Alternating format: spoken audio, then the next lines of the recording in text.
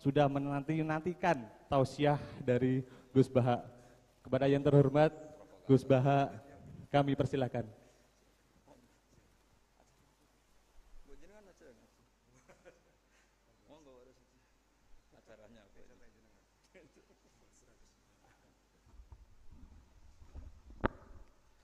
Assalamualaikum warahmatullahi wabarakatuh. Bismillahirrahmanirrahim. Rabbi shrah li sadri wa yassir li amri wahlul 'uqdatam min lisani yafqahu qawli. Allahumma shalli wa sallim wa barik ala habibika Mustafaka Muhammadin wa ala alihi washabihi asma'in. Nama ba'du. Semua jajaran direksi dan komisaris Bank Mandiri yang saya hormati, utamanya Ibu Desi Wahyuni selaku pimpinan Semarang, Ibu Sulistriana selaku pimpinan Kudus, Bapak, dan di sini juga hadir Bapak Rosidi dari Mabes, Bapak Abdus Syakur dari Telkom, semua yang saya hormati. Ini kalau mempersiapkan ngaji kitab Kasyifatus Sajah dikarang oleh Syekh Nawawi. Syekh Nawawi itu ulama top Indonesia yang hidup di Mekah, juga meninggal di Mekah. Dulu di antara kearifan buyut-buyut kami, leluhur kami, itu kalau cerita itu enggak apa-apa kamu mondok di Mekah di sana, tapi bawa pohon yang hidup di Indonesia. Jadi artinya membawa manhaj, metode dakwah yang bisa hidup di Indonesia. Ini penting kata Mbah Mun, karena wa ma arsalna min rasulin illa bilisani qaumi. Semua rasul diutus itu pasti sesuai kultur kaumnya. Saya punya sedikit cerita tentang kultur. Kultur itu nilai yang disepakati masyarakat, meskipun persepsi itu salah. Saya cerita sedikit tentang keunikan kultur. Nabi Yunus itu nabi. Di mana-mana nabi itu mengajak ke tauhid, ajaran yang benar. Dan dulu nabi itu nggak punya polisi, nggak punya densus, jadi nggak bisa nabi nyuruh yang nggak setuju tangkap, itu nggak bisa. Tapi punya Tuhan. Jadi kalau yang tidak percaya dakwahnya itu ancamannya azab. Dulu itu nggak ada polisi, tidak ada pengadilan, sehingga kalau ada kesalahan itu ancamannya itu akan turun apa? Azab, siksa itu. Sekarang kan kalau kita jadi pemimpin kan agak enak itu, punya keamanan, punya macam-macam lah. Singkat cerita, sudah dakwah sekian tahun itu umatnya nggak percaya kalau beliau seorang nabi, bahwa ajaran tauhid itu benar.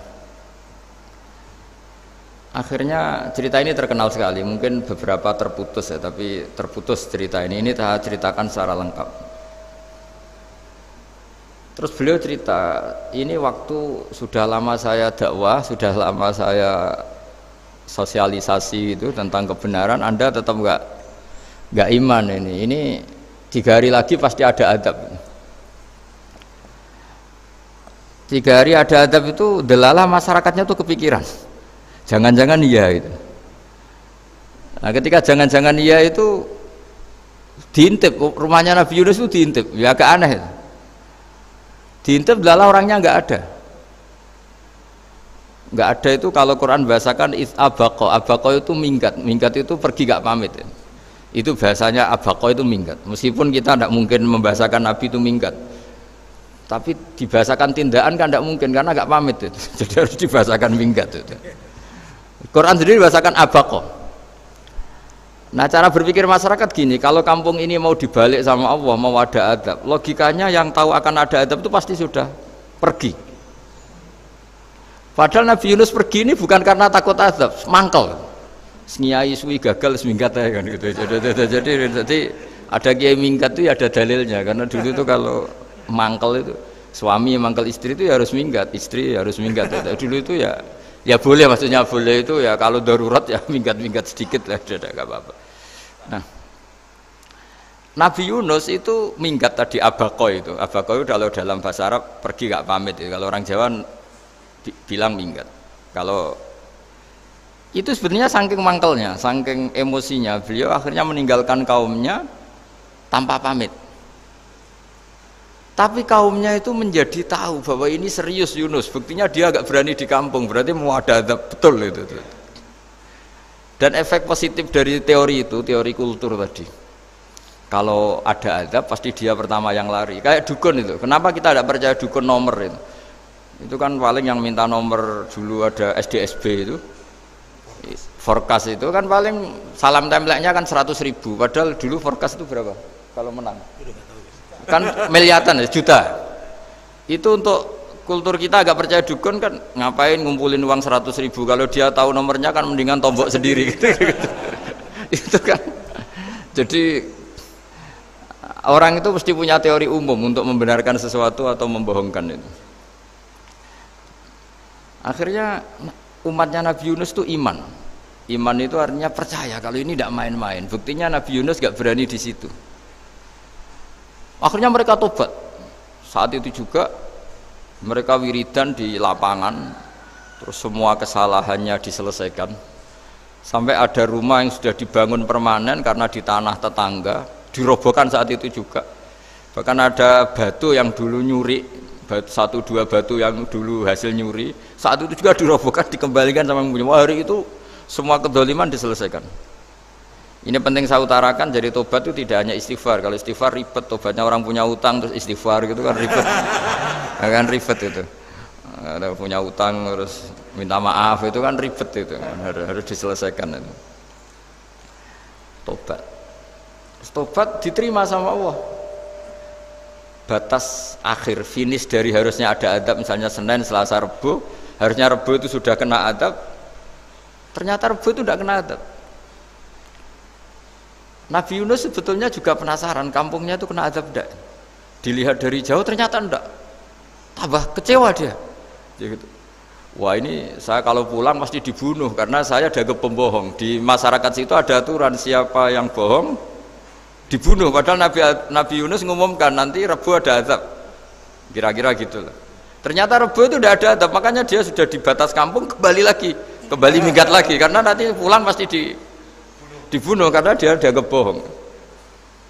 Ya akhirnya masyhur itu, terus dia ikut nelayan sekenanya, yang penting lari dari kampung, ikut nelayan sekenanya. Zaman itu, ini saya ulang lagi zaman itu. Nanti ini efeknya nanti ke tauhid. Zaman itu para nelayan tuh kayak sepakat kalau ada kapal atau perahu kok mau tenggelam itu pasti ada yang minggat. Artinya minggat itu pergi tidak terhormat itu. Terus fasahama fakana minal mudkhadin. Nah dulu itu orang sudah punya peradaban. Ini cerita kultur, sudah punya peradaban. Punya peradaban. Ya sekarang gini, kalau nyemplungkan salah satu kan tidak adil diundi.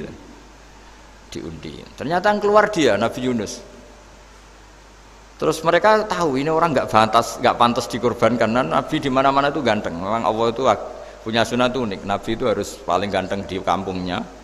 Nasabnya juga harus paling baik. Kabar-kabarnya juga istrinya harus paling cantik. Itu memang aturannya gitu. Nggak tahu saya. Dulu saya juga janggal. Kenapa Nabi aturannya harus gitu? Tak angen-angen di pemimpin elek ya isin itu maksudnya misalnya pemimpin dia pesek keriting itu kan piye gitu rasanya itu. Jadi Nabi itu pasti itu paling ganteng di kampungnya, terus dari nasab ya terbaik, terus rata-rata istrinya itu ya selain solihah itu ya paling cantik karena ya dibully kan sopar tidak jadi Nabi bojone elek kan ya ribet kalau misalnya ada yang bully gitu kan juga ribet. Singkat cerita terus dia akhirnya ditenggelamkan, dibuang karena beliau seorang nabi. Faltaqamahul khut, beliau ditelan ya.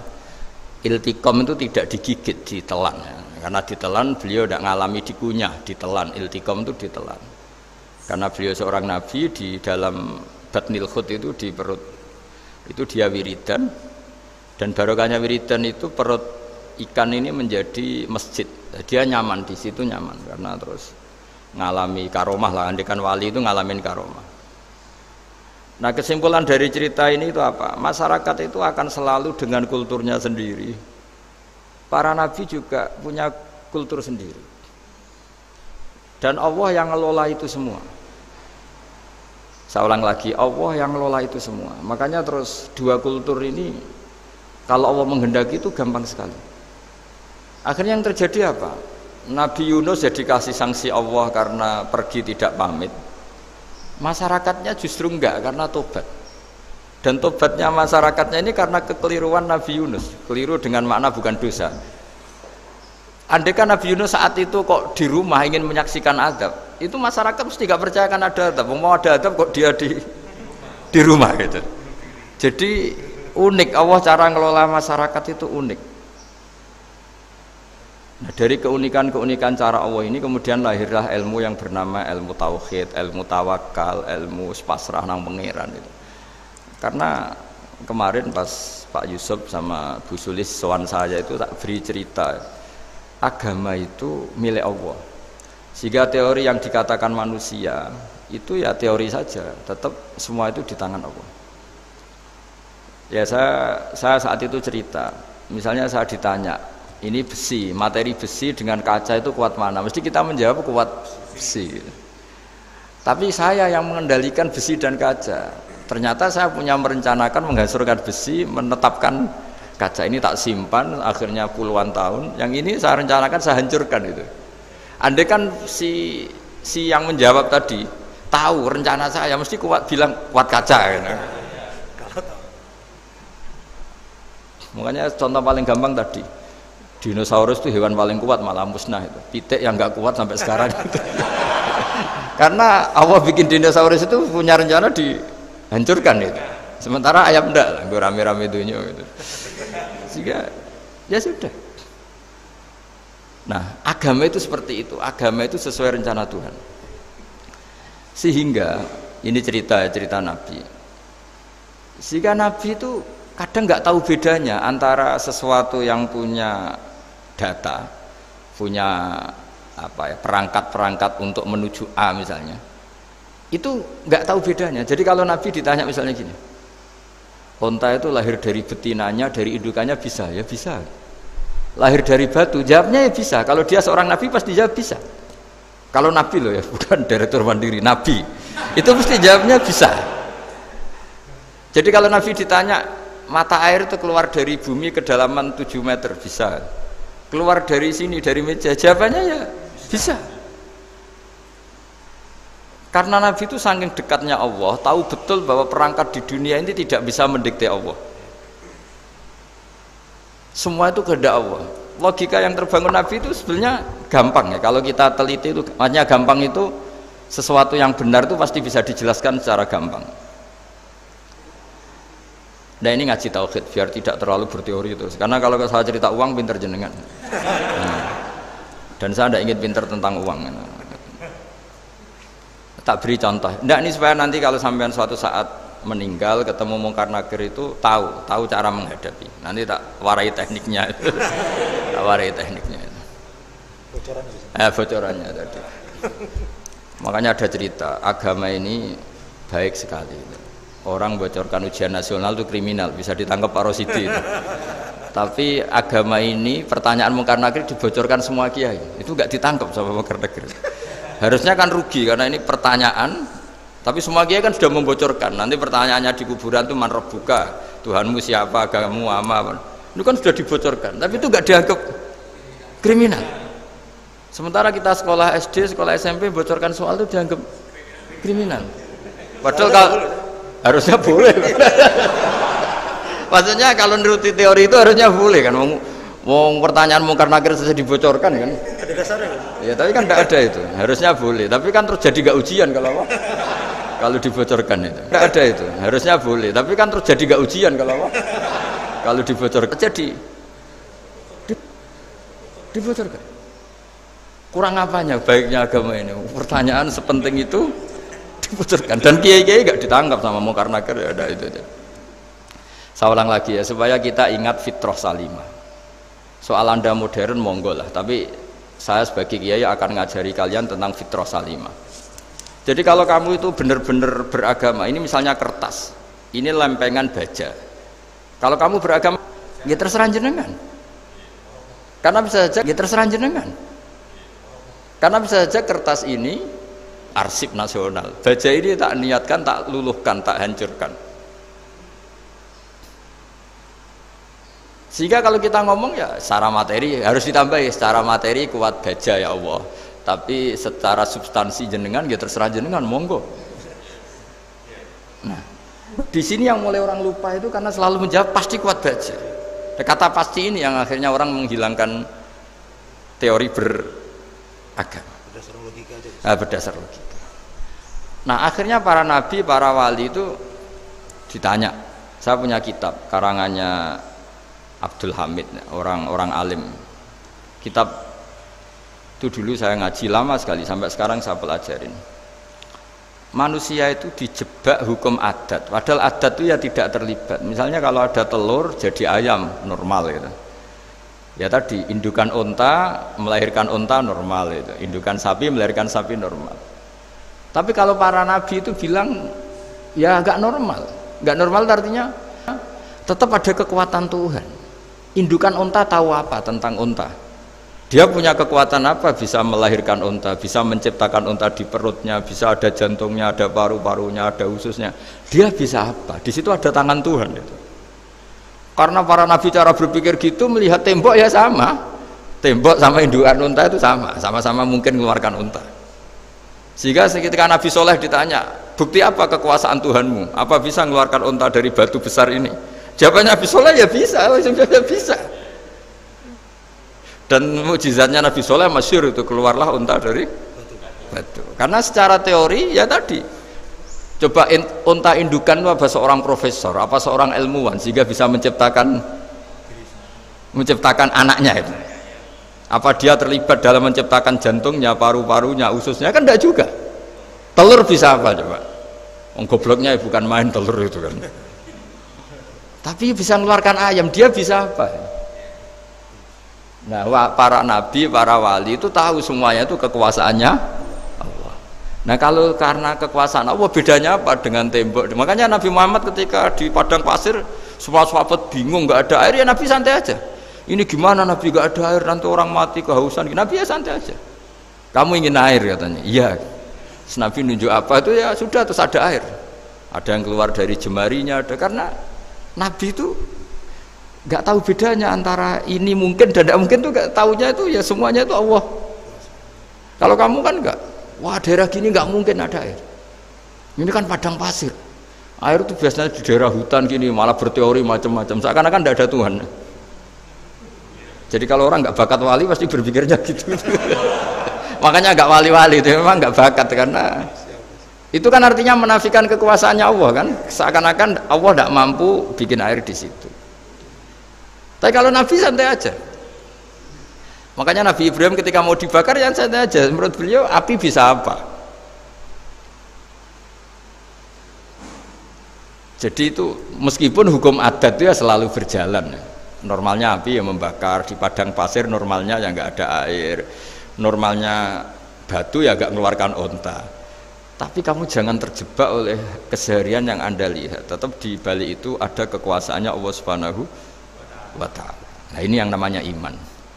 Dengan iman seperti itu nanti ketika kita mati itu ya santai saja. Ketika kita hidup ya tidak tahu oksigen itu apa masuk ke tubuh kita, sistemnya kayak apa. Jantung kita ada ikut bikin, paru-paru kita.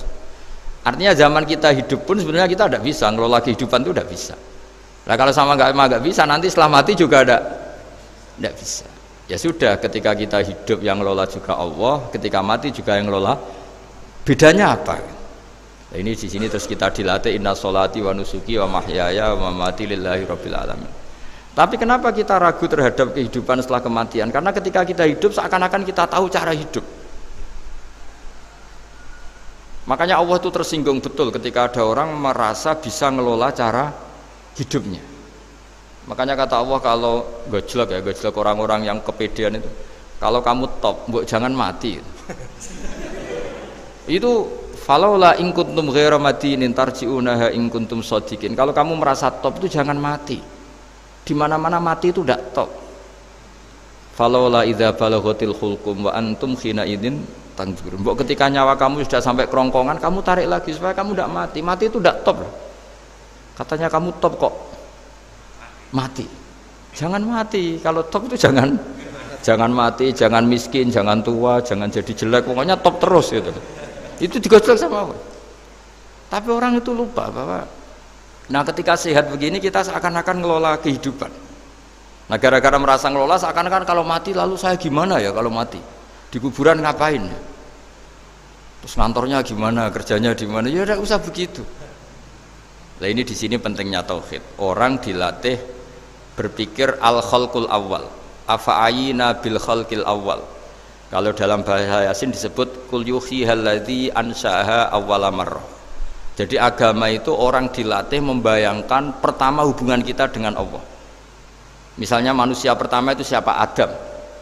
Adam bisa berpikir, bisa berlogika, bisa jalan-jalan, bisa macam-macam. Tapi andaikan Anda jadi Nabi Adam, mesti melihat kekuasaannya Allah itu begitu nyata karena saya materinya dari tanah, ternyata saya bisa berpikir. Betapa kudrohnya Allah, kekuasaan Allah, tanah yang benda mati bisa berpikir. Sekarang jadi saya. Sehingga ketemu, kira-kira Nabi Adam kalau ketemu tanah itu ya, kalau mau maksiat, wah ini tanah ini pasti komplain. Nah di sini pentingnya beragama. Sehingga ketika Rasulullah ngendikan, jika kamu memperbanyak sholat, maka tanah-tanah ini bersaksi terhadap sholat kamu. Jika kamu maksiat, juga tanah-tanah ini menjadi saksi pemberat. Itu kamu tidak jagal sama sekali, karena manusia pertama yang bernama Adam yang bisa berpikir itu materinya dari tanah. Jika kita tidak janggal ketika tanah disetatuskan bisa bersaksi. Tapi setelah kamu berpikir tanah itu bisa dicangkul, bisa dijadikan berhala, dijadikan kendi, dijadikan macam, seakan-akan tanah itu ya benda yang tidak penting. Tapi Nabi itu beda dengan kalian. Nabi tahu betul tanah ini makhluk Allah yang bisa berpikir. Sehingga Nabi yang ngendikan kalau kamu sholat sunat atau beribadah sebaiknya jangan di tempat yang sama, biar yang menyaksikan kamu sholat itu banyak. Kita mungkin kan masa bumi bisa bersaksi, tapi andaikan Anda Nabi Adam itu tidak akan janggal seperti itu, karena dia tahu materinya dari tanah dan ternyata jadi mata yang bisa melihat, jadi telinga yang bisa mendengar. Makanya Allah selalu mengingatkan, ingatlah al-khalqil awal, afayina bil khalqil awal. Karena khalqil awal ini yang menjadikan apa? Fitrah beragama yang baik. Sehingga ketika orang Yahudi bilang nggak mungkin Nabi Isa itu nggak anak zina, wong ibu kok tanpa bapak, anak kok hanya ada ibu tanpa bapak. Allah cara menjawab, inna masalah Isa indallahi kamatsali Adam. Jika kamu protes ada Isa karena tanpa bapak, ya protes dengan Nabi Adam, tanpa ibu tanpa bapak. Nah ini diingatkan al-khalqil awal. Makanya Yasin bilang kul yuhyihal ladzi ansha'aha awwala marrah. Awwala marrah itu kamu harus berpikir ketika hubungan kamu sendiri dengan Allah zaman sebelum ada semua. Jadi misalnya alam raya ini, bumi sebesar ini, masa suatu saat terus hilang, hancur, nggak berbekas. Ingat saja, bumi ini mulai dulu ya nggak ada. Diadakan oleh kekuatan besar yang super ada, yaitu Allah Subhanahu wa Ta'ala.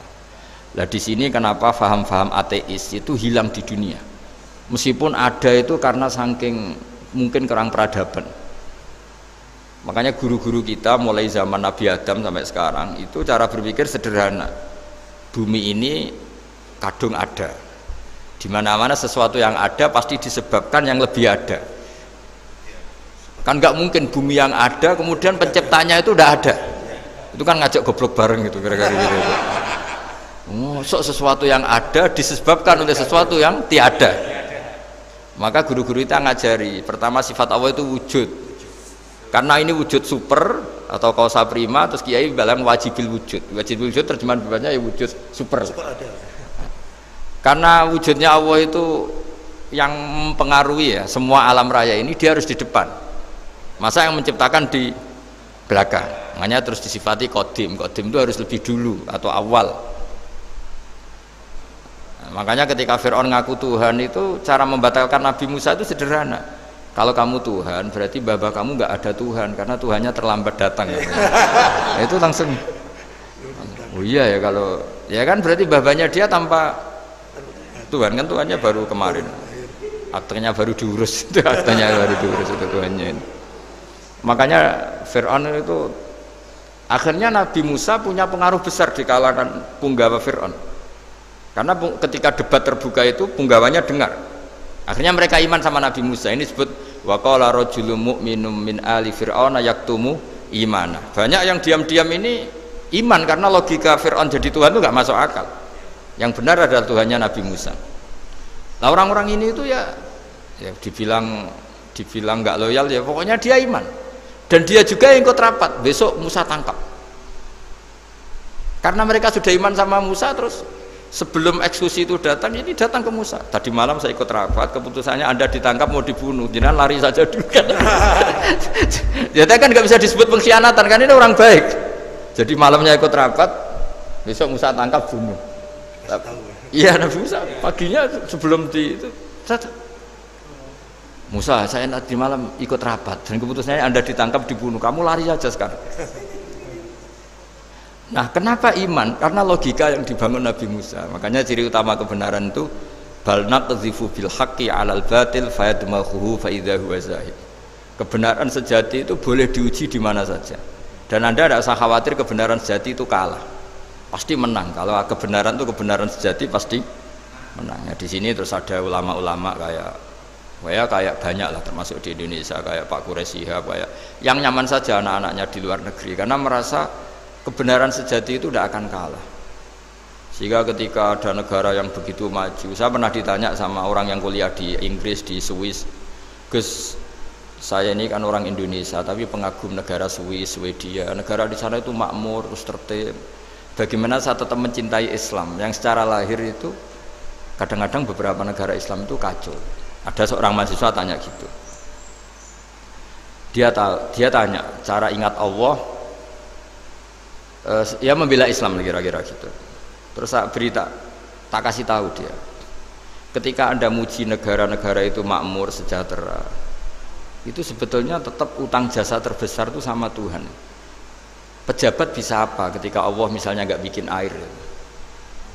Negara bisa apa misalnya ketika Allah itu nggak bikin oksigen? Tetap semua ketertiban itu karena kehendak Allah.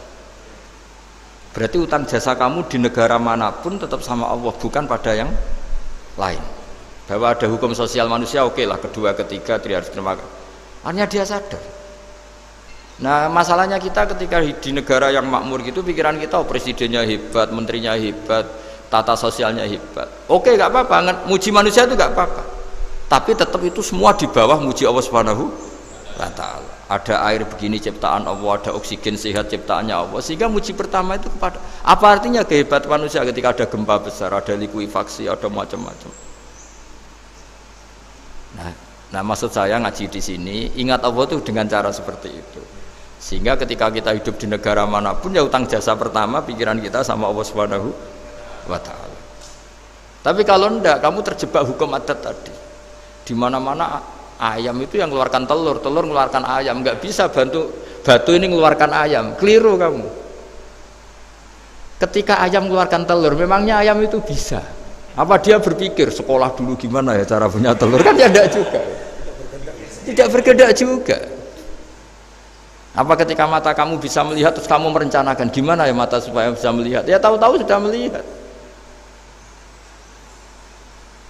Nah, di sini disebut afa'ayina bil khalqil awwal ansa'aha awwalan marrah wa huwa alladhi yabda'ul khalqa tsumma yu'iduhu wa huwa ahwanu alaih. Allah selalu mengingatkan. Nah, iman yang baik itu iman yang seperti saya utarakan tadi. Kamu ingat kekuasaan Allah ketika belum ada apa-apa. Belum ada apa-apa ya Allah bikin manusia itu dari tanah, bikin ayam ya dari tanah, bikin sapi ya dari tanah.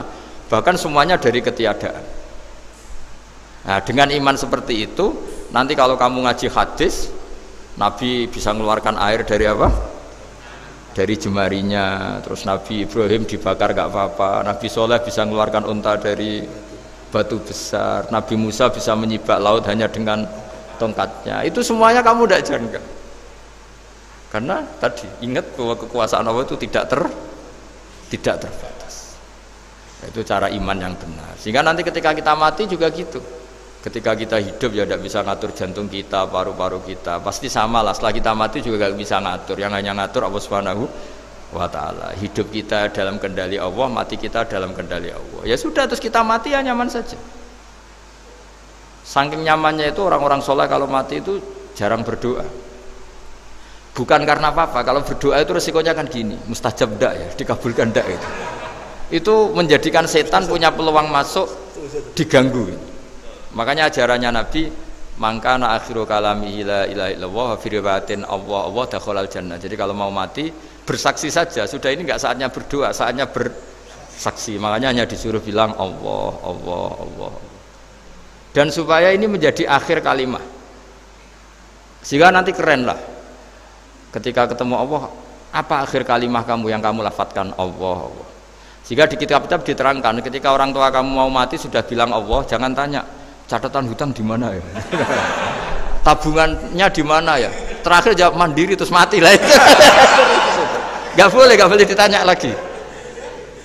Sekali ditanya nanti akhir kalimatnya mandiri. Nah, itu nggak boleh. Jadi sekali sudah bilang Allah jangan ditanya lagi. Pak tabungannya di bank mana, nggak boleh. Bahayanya sekali jawab mandiri terus mati berarti akhir kalimatnya itu ya mandiri. Makanya harus akhir. Jangan nanti statusnya itu mangkana akhiru kalami, memang akhir dari yang dikatakan itu kata Allah. Nah sebetulnya teks hadis itu la ilaha illallah. Ini pinternya Kiai Jawa. Lagi-lagi kembali ke kultur. Kiai Jawa itu kiai yang bisa modifikasi kultur. Sebetulnya kalimat hadis itu yang masyhur, itu yang populer itu la ilaha illallah. Tapi Kiai Jawa itu, dan itu ngikuti kitab-kitab Arab juga, kitab-kitab. La ilaha illallah itu resikonya tinggi karena di situ kan tiada Tuhan yang berhak disembah kecuali Allah. Ada kata la ilaha ini. Nah takutnya pas la ilaha sudah mati. Nah karena itu ada resiko la ilaha gak khatam, berarti tiada Tuhan. Nah, sehingga karena ini dianggap riskan, ya terus Kiai Jawa ngajari sudah lah, gak usah kepanjangan ya sudah Allah, Allah. Jadi itu sudah agak-agak rekayasa lah, agak-agak istihad gitu. Maksudnya itu sebenarnya teks panduannya itu la ilaha illallah. Teks panduannya. Tapi kiai-kiai itu tentu yang paling tahu tentang kehendak Nabi karena nekuni ilmu itu lama sekali. Kita ngikuti cara-cara yang ditentukan para kiai. Karena tadi la ilaha illallah itu kan ada kalimat yang tadi ya, tiada Tuhan kan. Nah, kata tiada Tuhan ini yang dianggap riskan kalau nggak khatam. Daripada potensi itu terus kiai-kiai ya agak-agak improvisasi lah, itu memang ya sudahlah Allah, Allah, Allah. Nah supaya itu menjadi akhir kalimat, ya saya ulang lagi menjadi apa? Akhir kalimat. Setelah itu kata kitab-kitab jangan tanya hal lain. Ya sekali ditanya nanti dia akan ngelafatkan hal lain itu. Ya tadi misalnya tabungannya di mana gitu. Karena bisa jawab sini. Nah, yang ribet kalau wong kuno itu neng laci, neng sorogan. Berarti kalimat terakhirnya ya laci sorogan itu. Nah, sehingga terus itu pinternya guru-guru kita. Jadi saya ulang lagi ini yang terakhir saya pesen, latihlah iman seperti imannya para ulama, para aulia, syukur-syukur yang dekati imannya para nabi. Itu cara berpikir tuh al khalqul awal. Afa ayina bil khalqil awal. Qul yuhyihal ladzi ansaha. Nah, yang terakhir saya pernah ditanya, ya agak gojekan, agak guyon, tapi saya ditanya. Saya itu nggak bisa melihat, Gus. Aneh orang Afrika itu. Kan misalnya ada Miss Afrika itu. Di sana itu orang paling cantik. Malah kadang itu ada kriminal gitu, karena orang Afrika merkosa Miss Afrika. Itu kata orang Indonesia, Gus, dikekno aku ora doyan gitu. Itu kan. Itu lah ini kan secara syariat. Mungkin lelaki itu punya rasa dengan perempuan itu ya kalau berpakaian seronok atau gimana secara teori. Tapi sebetulnya oke itu benar. Tapi sebetulnya ada ansaha awala bar. Orang Indonesia itu didesain gak suka orang Afrika. Orang Afrika ya didesain gak suka orang Indonesia. Sehingga orang-orang Afrika kalau melihat orang Indonesia yang paling cantik mungkin ya iskal. Wong cempeh kayak gamping gitu kok cantik. Mungkin perasaannya cowok-cowok Afrika ya gitu. Itu cantiknya di mana? Orang Indonesia kebalik kan, kalau cowok-cowok Indonesia ngelihat Miss Afrika itu, cantiknya itu nangdi gitu. Kok sampai ada pemerkosaan tuh apa itu? Nah itu menunjukkan Allah yang maha kuasa. Allah itu mendesain gennya orang sana beda dengan kita. Ya itu bukti bahwa Allah itu nggak bisa, ya sudah semuanya itu Allah yang mendesain. Itu bukti bahwa manusia itu bisa apa di depan orang kayak Afrika kok disuruh bilang cantik, kita kan protes. Cantiknya di mana? Mungkin orang sana juga protes ke kita. Orang Jawa cempeh itu kok cantiknya dia. Itu orang-orang Indonesia kalau melihat bule cantik itu kan ketemukan janggal. Orang-orang Jogja, bule wayune nang ndi gitu. Kulitnya gitu kan sama mereka juga bilang kita mungkinnya seperti itu. Itu namanya didesain ansyaha awal apa? Marrah. Sudah memang desainnya seperti itu. Nah di sini supaya kita ingat. Nah, ingat bahwa hati juga gitu. Ketika kita cinta istri itu janggal betul kalau terjadi konflik. Tapi kalau sedang konflik itu janggal betul terjadi perdamaian. Nak lagi mau ngangkel itu ya problem betul. Nah ini di sini pentingnya iman. Orang terus disuruh berdoa ya muqallibal qulub tsabit qalbi ala dini, karena kita tidak tahu cara berpikir. Ada perempuan cantik sering merengut, pecintanya ya banyak, dianggap pemikir serius. Tapi kalau baru gedeng namanya ya merengut, bukan pemikir. Orang senyum itu kita seneng gitu, tapi kalau baru gak seneng murahan guyu. Itu jadi manusia itu unik, hanya sama tapi cara nganalisis beda, tinggal sedang seneng apa enggak. Lucu kan, ada orang anteng di rumah itu kalau lagi seneng ya oh itu anteng gak banyak ngeluyur, tapi baru gak seneng seneng ngomah nganggur. Nah, itu kita tidak pernah tahu, kita simpulkan apa itu tidak pernah tahu. Makanya wisata, pernah ada orang wisata datang ke sini tak nasihatin. Orang wisata itu kan seneng di kampung-kampung yang terbelakang gitu, melihat orang manusia pohon, melihat apa. Terus saya bilang, itu kan kasihan kan, masa manusia jadi objek. Bahkan bayangannya ya kalau mereka jadi modern jadi gak menarik kan. Padahal kita yang orang pendidikan kan inginnya mereka terentas lah dari kultur itu. Ya itu kan gak sambung kan. Yang satu bilang unik, masyarakatnya masih unik, masih naik-naik pohon. Tapi bagi orang pendidikan kan tersiksa kan, ini bangsa kita, warga kita kok masih seperti itu. Makanya orang wisata itu nasihati, kamu ke sana itu niat melihat apa niat mengentas? Kalau niat mengentas tak jamin ada pahala. Bagus, mau niat mengentas katanya. Niatnya baru sekarang apa mulai dulu-dulu? Baru sekarang. Ya ini cerita dari manusia itu semudah itu, Pak. Nah, setelah kamu ngaji ini, kamu tidak akan janggal terhadap kenapa Nabi itu begitu santai. Ketika tadi makanan misalnya satu wadah itu cukup untuk orang 300. Sampai Jabir yang ngundang Nabi kan hanya kambing kecil, cukup orang 6. Ternyata Nabi ngajak orang 300 lebih. Tapi Nabi bilang ya sudah semuanya makan cukup. Kata-kata Nabi kan, zaman dulu belum ada beras, belum ada Allah itu bisa kok mengenyangkan malaikat tanpa makan gitu. Susahnya apa ngenyangkan manusianya dengan nasi sedikit itu ya Nabi ya santai aja, semuanya kenyang santai. Ya itu iman-iman yang sudah benar-benar awal amarah, sudah Allah tidak harus terdikte oleh nasi. Kalau nasi sedikit harus cukup orang sedikit, kalau banyak harus orang banyak. Allah tidak perlu kena aturan itu semua, tidak perlu. Misalnya ini Tuhan kata kok kamu atur itu gimana, tidak bisa. Ya Pak Bakar hanya ngaji ini insya Allah Anda setelah baca mukjizat keramat itu tidak istilah. Ya saya kira demikian. Assalamualaikum warahmatullahi wabarakatuh. Waalaikumsalam warahmatullahi wabarakatuh. Terima kasih sekali Gus Baha atas tausiahnya. Terinfo dari panitia ada ratusan pertanyaan Gus. Tapi ya sudah ditulis panitia 2 pertanyaan ya Gus. Wah banyak betul. 2 Gus. Baik, saya bacakan langsung 2 atau satu-satu Gus? Langsung 2 aja. Baik, pertanyaan pertama dari Pak Andi, perwakilan dari Blora Gus. Perkembangan sekarang ini banyak penyeramah yang muncul, namun terkadang terjadi perbedaan pendapat di antara mereka, sehingga umat yang baru belajar agama seperti kaum milenial menjadi bingung harus mengikuti pendapat ulama yang mana. Bagaimana menyikapi hal tersebut, Gus? Pertanyaan pertama. Pertanyaan kedua dari area Solo, Gus. Dari Ahmadi Nugroho. Bagaimana cara kita berbakti kepada orang tua yang sudah meninggal, di mana semasa hidup orang tua kita pernah meninggalkan sholat? Pernah apa sering? Pernah meninggalkan? Pernah gampang. Iya. Kalau sering itu. Pertanyaannya, apa yang harus dan sebaiknya kita lakukan sebagai anak, Gus? Enggak, Gus. Yang ngaji di sini itu banyak ya, mulai yang nekuni bisnis apa saja lah, termasuk yang di Grab ya, termasuk Pak Polisi kadang yang ngaji terus ya nggak apa-apa.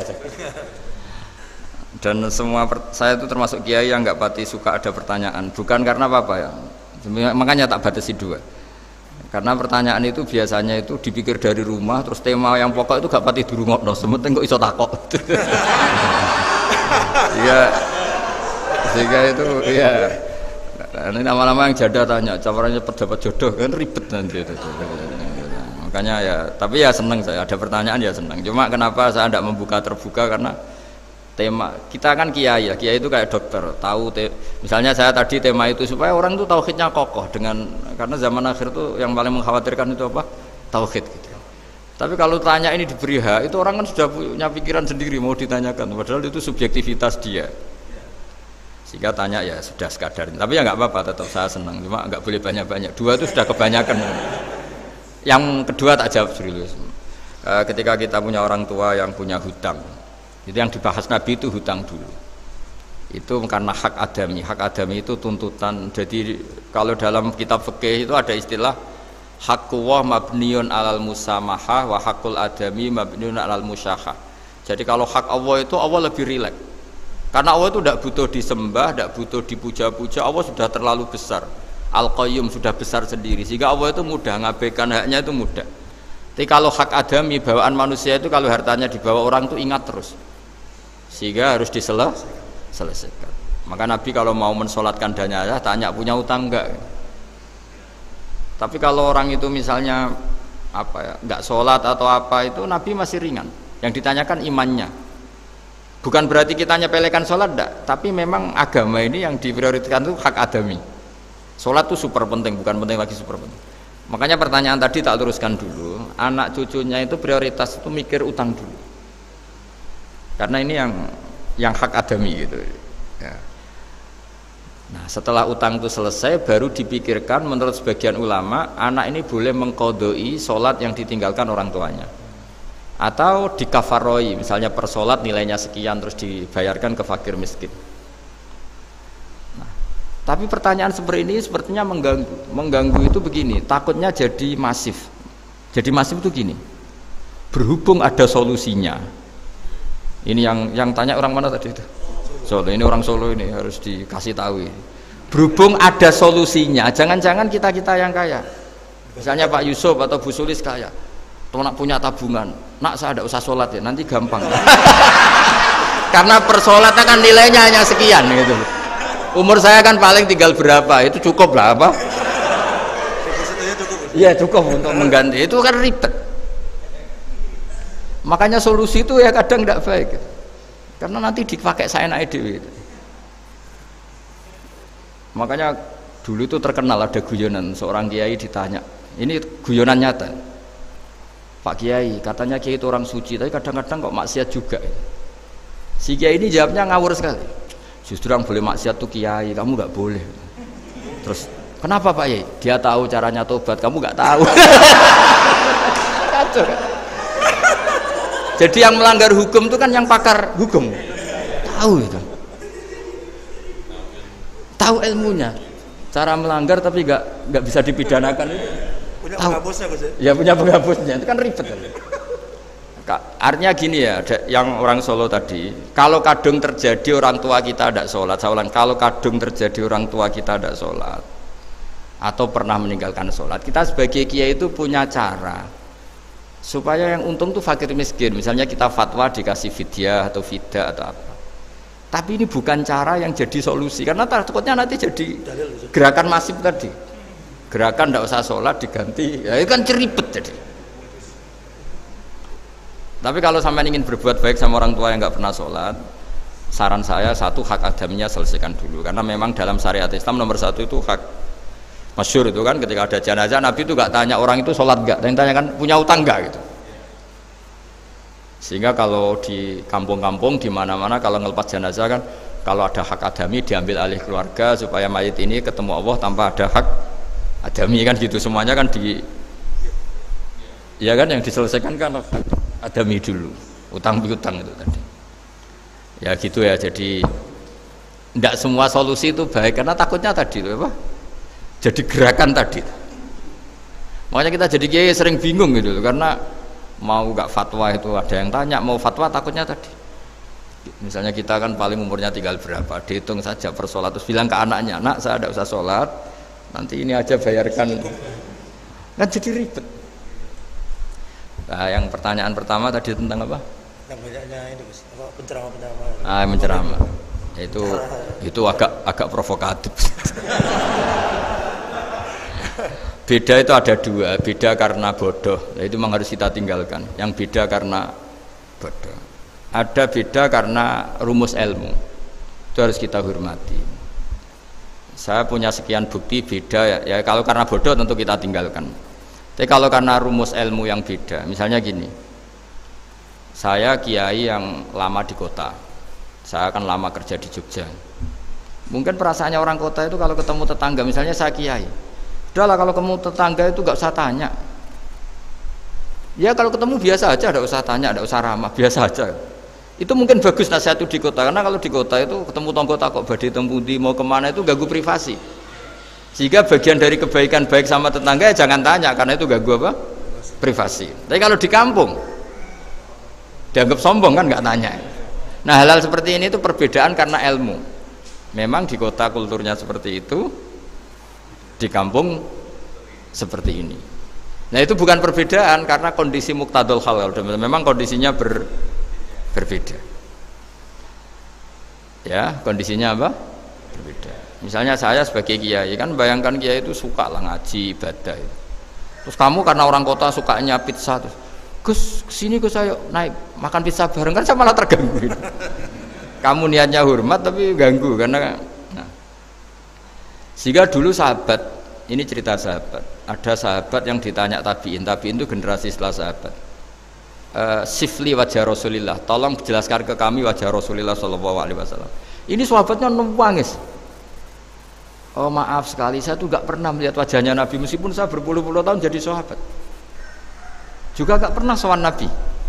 Saya sering jamaah sama beliau. Ditanya kenapa? Saya tuh sungkan. Beliau terlalu wibawa. Jadi bentuk penghormatan sahabat ini ke Nabi justru gak berani melihat wajahnya.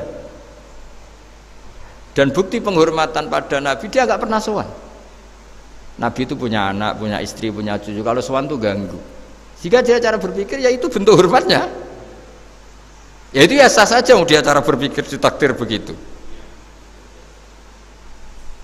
Tapi ada beberapa sahabat yang justru saking cintanya sering melihat wajah Nabi, sering sowan Nabi. Itu haknya dia cara berpikir begitu. Nah kira-kira seperti itu. Jadi perbedaan itu ada dua. Ada yang karena bodoh, itu tidak kita ikuti. Tapi ada perbedaan karena pengetahuan. Ya kalau karena pengetahuan harus kita ikuti karena memang itu ya itu kan urusan sudut pandang. Dulu ketika Mekah dikuasai Sayyidina Umar, setelah Fathu Mekah dan Umar sudah kuat betul, itu banyak sahabat yang dulunya orang Mekah itu sama Umar disuratin, cobalah kembali ke Mekah. Di Mekah itu kamu sholat di Masjid Haram sebagaimana 1000 sholat. Sekarang Mekah aman milik kamu, silahkan kembali ke Mekah. Tapi jawabnya sahabat tuh nggak mau. Paling di Mekah hanya dapat pahala 1000 sholat. Tapi kalau mengislamkan orang di daerah-daerah pedalaman itu dakbul anbiya. Ciri khas Nabi itu yang membenarkan orang itu, bukan di satu tempat. Terus sampai nambahi surat ini, wa alam anal ardo lam tuqaddis ahad, dan bumi itu tidak bisa loh mensucikan orang. Abu Lahab itu orang Mekah, Abu Jahal orang Mekah, tapi tetap begitu. Akhirnya jenis ini berpikir, ya sudah lah, gak di Mekah gak apa-apa. Andai kan Mekah itu bisa mensucikan orang, gak ada Abu Jahal, gak ada Abu Lahab. Akhirnya para sahabat gak kembali ke Mekah, Tapi berkelana ke Syria, ke Sam, akhirnya ada Islam di mana-mana. Tapi ada juga yang Mekah itu kota suci, harus diisi orang-orang suci supaya yang brengsek-brengsek gak di sana. Ya sudah, cara berpikir begitu. Nah ini cerita ya, jadi sudah kalau perbedaan karena ilmu, ya sudah memang karena ilmu. Nah itu nggak apa-apa. Nah kalau sampean tanya, lalu bedanya apa Gus? Yang beda karena ilmu karena ya lihat saja kalau dia orang pinter bacanya banyak berarti bedanya karena ilmu. Tapi kalau nggak pinter kok berbeda ya berarti karena nggak tahu. Ya kira-kira seperti. Baik, terima kasih sekali Gus Baha atas tausiah dan jawaban pertanyaan dari rekan-rekan semua. Alangkah lebih afdolnya Gus Baha ditutup dengan doa dari Gus Baha. Bismillahirrahmanirrahim. Nahmaduka ya ghafuru ya syakuru wa sholli wa sallim wa barik ala habibika Mustafa Muhammadin wa ala alihi wa sahbihi wa sallam ajmain. Allahumma ja'alna ya man ta'a ilaika ya man ta'a khalqaka ilaika wa mimman yafirru ya wa fi ibadika ilaika aminin mutmainnin ya Allah alladzina ya wala khaufun alaihim wa lahum yahzanun ij'alna ya aminin salimin mu'afin muqlib alaihi